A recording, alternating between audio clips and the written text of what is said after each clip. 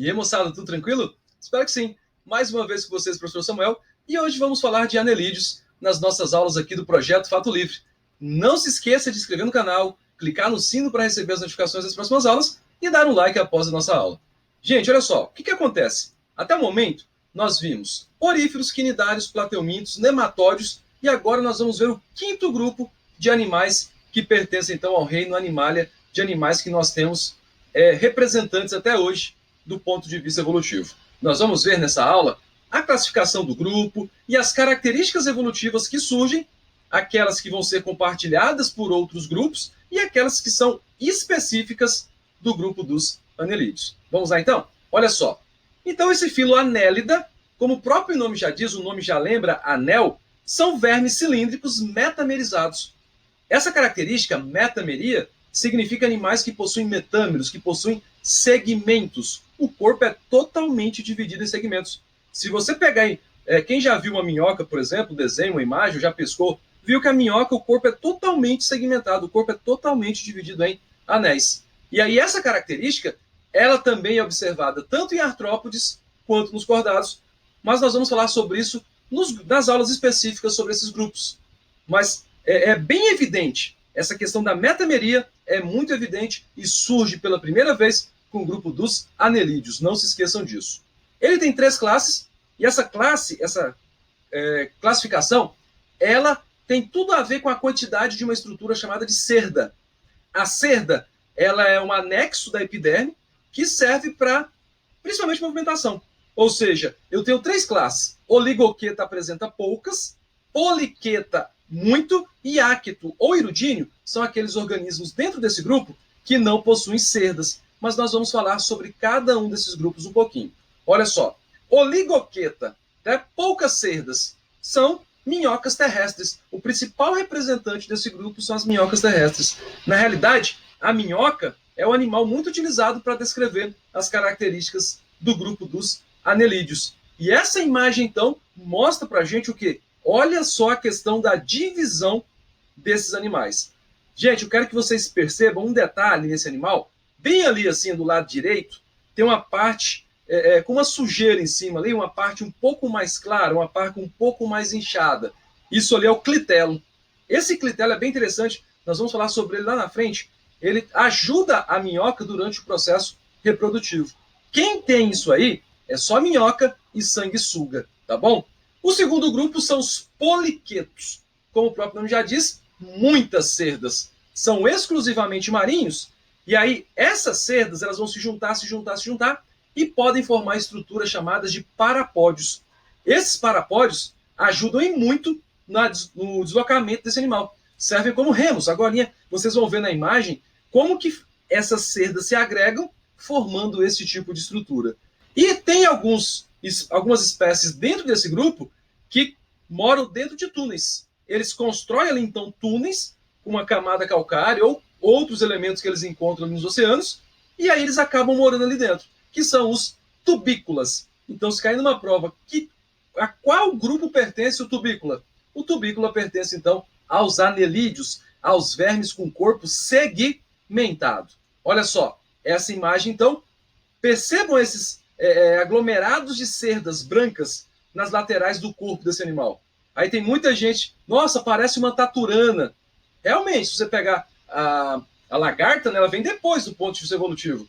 E aí uma coisa que a gente tem que ficar sempre atento o código genético, galera, é universal. Ou seja, o DNA é universal. Ele vai passando adiante com algumas modificações simples, outras mais abruptas, mas assim, ele é universal. Todo e qualquer ser vivo possui DNA. Então, às vezes aparecem algumas características compartilhadas. Lá na aula de genética e evolução, vocês vão entender melhor isso aí. Então, essas estruturas brancas são os parapódios. E aí, esse animal aí, você pode perceber à esquerda ali o tubo, e aí esse animal, qualquer situação de risco, ele se enrola aí, se esconde então dentro desse túbulo. Esse aí é o anelídeo chamado de tubícula. É um animal bem interessante. E por último, o terceiro grupo são os áquetos ou irudíneos, que são os animais que não possuem cerda. É encontrado em ambientes terrestres úmidos, ambientes marinhos, ambientes aquáticos de água doce. São as sanguessugas. Né? As sanguessugas, como o próprio nome já diz, a grande maioria se alimenta de sangue.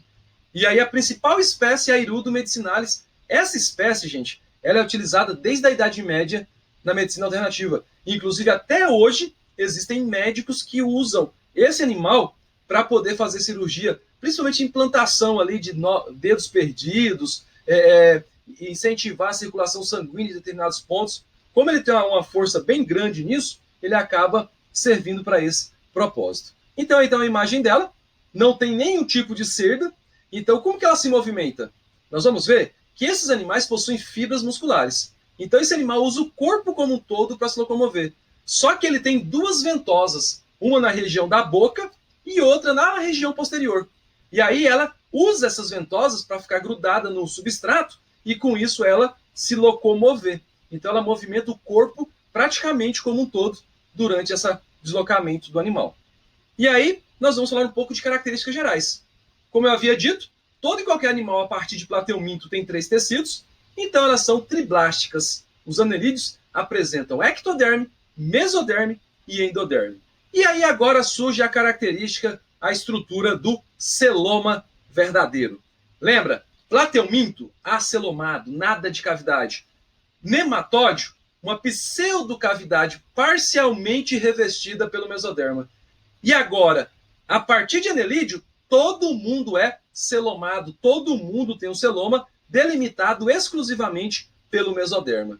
E aí, no desenvolvimento embrionário, eles também têm o blastóporo, aquela estrutura que vai originar a boca ou o ânus, só que no caso deles, origina a boca. Ou seja, ele é um animal chamado de protostômio, assim como moluscos e artrópodes, como nós vamos ver nas próximas aulas. E aqui, então, essa imagem, eu tenho um recorte ali de uma minhoca, e aí você consegue observar, então, a epiderme, que é o revestimento mais externo, em azul ali, lá em amarelo, né? O trato digestivo da endoderme, né? Então a endoderme reveste o tubo digestivo, e ali, assim, ó, tem um espaço em branco no meio de uma estrutura vermelha. Essa estrutura vermelha ali é o mesoderma. E esse espaço que fica no meio dela é o celoma. Então isso permite o quê?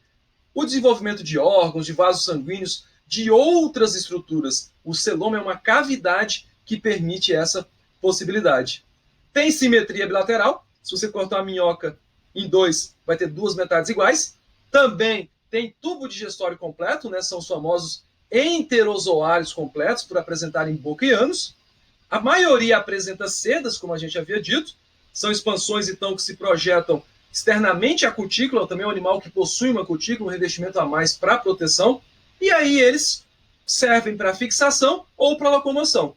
E aí, com exceção das sanguessugas, todo o resto do grupo apresenta ou poucas, que são os oligoquetos, ou muitas, que são os poliquetos.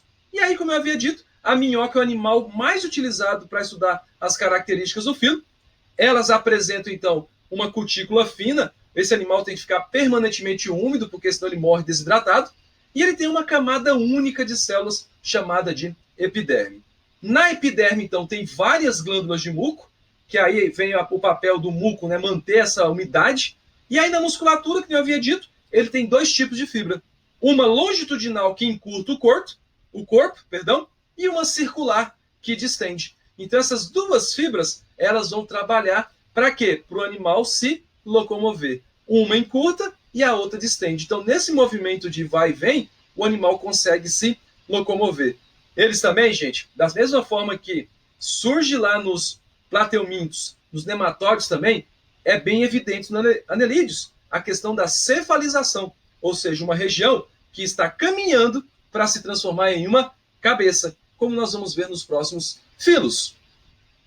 As minhocas, por mais que um monte de gente pensa, ela não come terra em si, assim. Ela vai o quê? Ela vai se alimentar de matéria orgânica em decomposição. É aquela matéria orgânica que está na terra. Não é que a minhoca vai comer terra, ela vai comer aquilo que ela encontra na terra. Restos de vegetais, restos de animais, tudo aquilo que estiver em decomposição, ela vai utilizar para isso. Então elas têm uma faringe sugadora, ela vai puxar esse material para dentro do intestino, lógico que é ingerido pela boca, e aí começa todo o processo de digestão. Elas têm um papo, esse papo aí ajuda também na umidificação do alimento. Elas têm uma moela, que é um órgão muscular que vai ajudar a triturar esse material.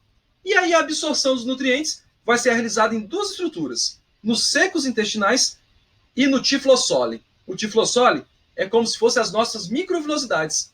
No nosso intestino delgado, o professor de fisiologia vai explicar isso muito bem para vocês. As microvilosidades, elas aumentam a superfície de contato e você consegue absorver melhor os nutrientes. Então, os secos intestinais e a tiflossole nas minhocas fazem isso. Ou seja, ela aumenta, ela possibilita que a minhoca seja mais efetiva na hora da absorção dos nutrientes. E aí vem a novidade evolutiva.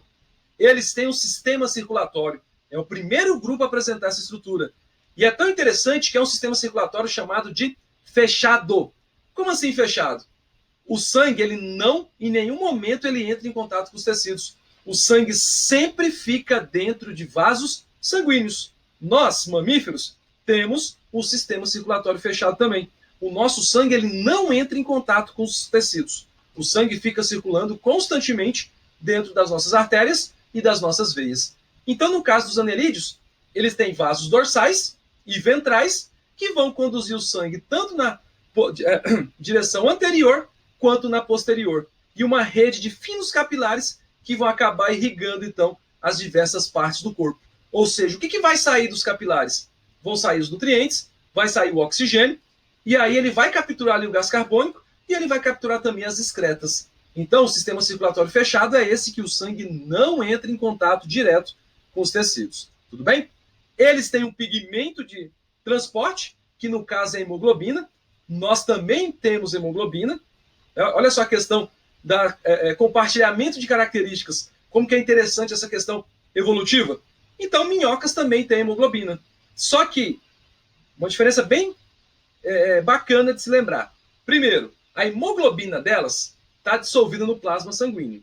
A nossa não. A nossa é encontrada dentro das nossas hemácias, dentro dos nossos glóbulos vermelhos. Não se esqueçam disso.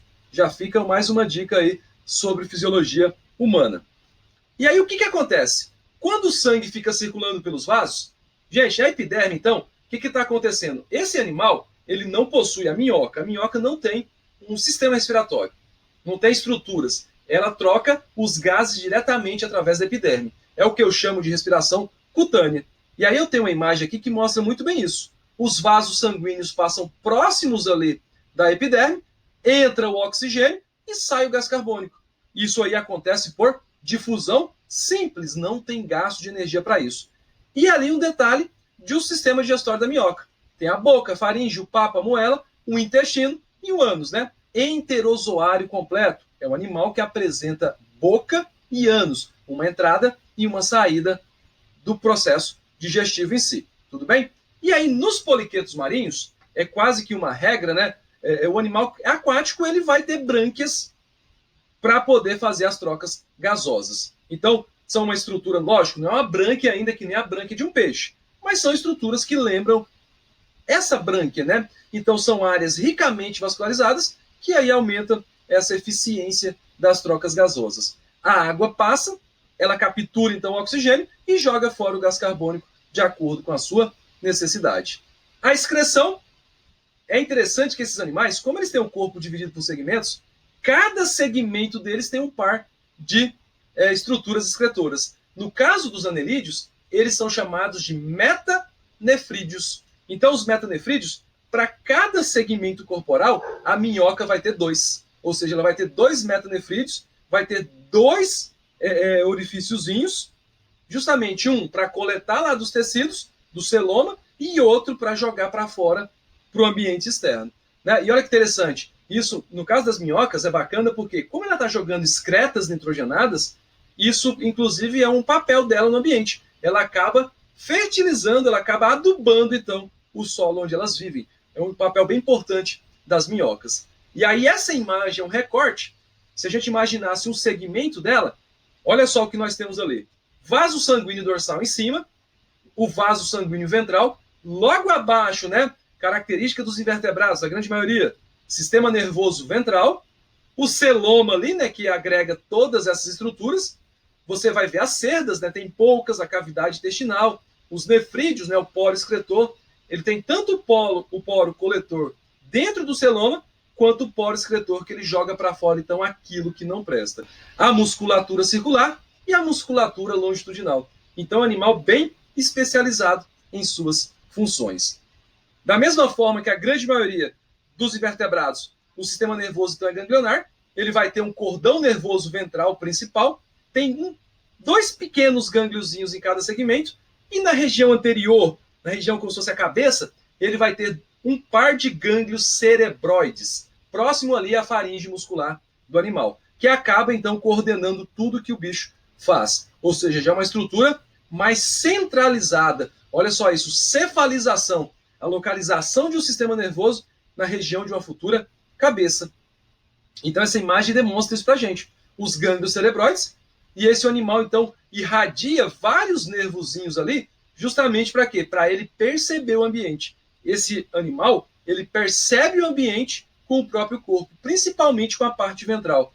Tanto que quando chove, e aí a chuva começa a cair na terra, elas percebem isso, então elas saem um pouco para fora, por quê? Para não morrer afogada. Tem uma espécie de corvídeo, né, que é a família dos corvos, que ele fica batendo a pata na terra, e aí a minhoca, né, as vibrações, dá a impressão que está chovendo, a minhoca então sobe, sai um pouco da terra para não morrer afogada, pensando que está chovendo, e o corvo vai lá e se alimenta dela. Ou seja, ele acabou descobrindo o meio de se alimentar desses animais. Ela acaba usando o próprio sistema nervoso do animal como meio para capturar ela. Olha só que coisa engraçada. E aí, esse grupo tem reprodução sexuada, ou seja, só troca de gametas. Minhocas e sanguessugas são monóicas, ou seja, são hermafroditas. Ambas vão ficar grávidas. Ambas, ou seja, fecundação cruzada dupla. Tanto, na maioria das vezes, ambas vão ficar grávidas. Tem clitelo, que eu havia dito, né, que é uma região que elas vão usar para ficar grudada uma com a outra. E aí o que acontece? Elas têm segmentos específicos para reprodução. Os poliquetos, a grande maioria é dioico, tem a fecundação cruzada, então, e externa. Olha só que interessante. A minhoca e a sanguessuga, uma é interna, né, no caso da sanguessuga, e a minhoca é externa. Eu fiz uma tabelinha no final ali, vocês vão ver que eu coloquei o tipo de reprodução dos três grupos para ficar mais fácil de lembrar. E aí, os poliquetos, então, têm uma fase larval, a larva é chamada de trocófora, e essa trocófora, então, por ser uma larva, induz que esse animal tenha um desenvolvimento indireto. Lembrando que todo animal que possui desenvolvimento indireto é aquele que tem fase larval. E aí, olha só a tabelinha, então. Organismo, a forma sexual, fecundação e desenvolvimento. Áqueto, galera, só para lembrar, é aquele grupo que não apresenta cerdas. São as sanguessugas. Elas são monóicas e a fecundação é interna. E o desenvolvimento é direto. Já nascem micro sanguessuguezinhas de dentro do casulo. Oligoquetos são as minhocas, são monóicas, né, hermafroditas. Fecundação é externa, nós vamos ver agora, que eu vou colocar algumas imagens para demonstrar como que é o processo reprodutivo dela. E o desenvolvimento é direto. Também já nascem micro minhoquinhas e aí só vai crescer, só vai aumentar de tamanho. E os poliquetos, então, são dioicos. A fecundação é fora do corpo, é quase que um padrão para a grande maioria das espécies aquáticas ocorre fora do corpo. Só que o desenvolvimento é indireto, ou seja, a fase larval chamada de trocófora. Não se esqueçam disso. Gente, eu coloquei essa imagem aqui, são 3 imagens, se não falha a memória, são 3 imagens sobre a reprodução dos anelídeos, no caso da minhoca. Perceba o seguinte, nós temos 2 minhocas, né? Minhoca A e minhoca B. Então você consegue observar a parte da cabeça das duas ali, ó. Próximo à cabeça, vai ter uma região chamada de espermateca. O que é essa espermateca? Essa espermateca é o local onde vai ser o quê? Armazenado os gametas masculinos. Então essa minhoca aqui de baixo, ela vai ejacular aqui na espermateca da minhoca de cima. E a minhoca de cima ejacula aqui na espermateca da minhoca de baixo, tá? Olha que a região mais clara, bem aqui assim, ó, isso aqui é o clitelo, tá bom? Então, primeira coisa, elas se grudam pelo clitelo. Esse clitelo vai produzir também o casulo e vai produzir a albumina. A albumina é a substância nutritiva que vai nutrir os embriõezinhos ali dentro, tá? Então, elas se grudam, uma vai ejacular dentro da espermateca da outra e aí elas se separam, tá? Elas se separam e aí, com as fibras longitudinais e circulares, com a musculatura dela, ela começa, então, a movimentar. Então, o que acontece? Olha só que interessante, ela contrai o corpo para trás e, ao mesmo tempo, ela vai empurrando esse casulo para fora. O casulo, então, quando ele passa ali perto da abertura feminina, ela joga os óvulos dentro do casulo. E aí continua o casulo movimentando. Conforme ela vai contraindo o corpo, o casulo vai...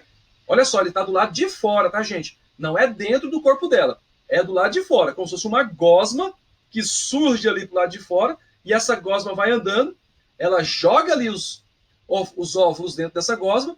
Quando passa ali pela espermateca, ela vai jogar os gametas da outra minhoca. Por isso que é chamado de fecundação cruzada dupla, porque a outra também está acontecendo a mesma coisa. E aí forma-se então os zigotinhos. No final, então, ela libera o casulo e o casulo então vai estar cheio de óvulos fecundados. Pode ter um, pode ter dois, pode ter vários, depende da espécie. Não precisam saber quantidade, isso é uma coisa que não vai ser cobrado do Enem. Você tem que entender o processo de como ocorre a formação desse casulo. Professor, mas como que é o casulo de uma minhoca?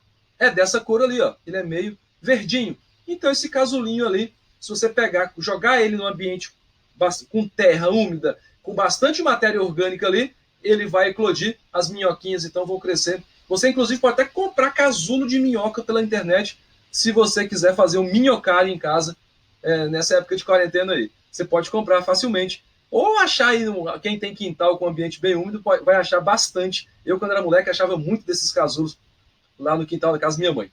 Beleza? E para fechar, então, 2 exercícios aqui. Gente, um biólogo, né? Pensa no povo feliz, é o tal do biólogo. Coletou exemplares de uma espécie animal desconhecida, os quais foram criados em laboratório e analisados quanto às diversas características. Concluiu que se tratava de representantes do filo Annelida. Já dei a dica, né, gente? Pois eram animais. Se ele é anélida, se ele é anelídeo, ele tem o corpo segmentado. Então, onde tiver não segmentado, você elimina. Letra B tem não segmentado. Ei, professor, só tem essa. E agora? Isso é sacana, hein? Gente, o que eu havia dito? Ele é plateuminto? Não. Ele é nematóide? Não. Ele é anelídeo, professor. Ele é quinidário? Ele é uma água-viva? Não. Então, ele não tem 2 tecidos. Ele é esponja? Não. Ele é um animal com 3 tecidos. Ele é triblástico. Ele é celomado? Opa, é o primeiro grupo com celoma verdadeiro.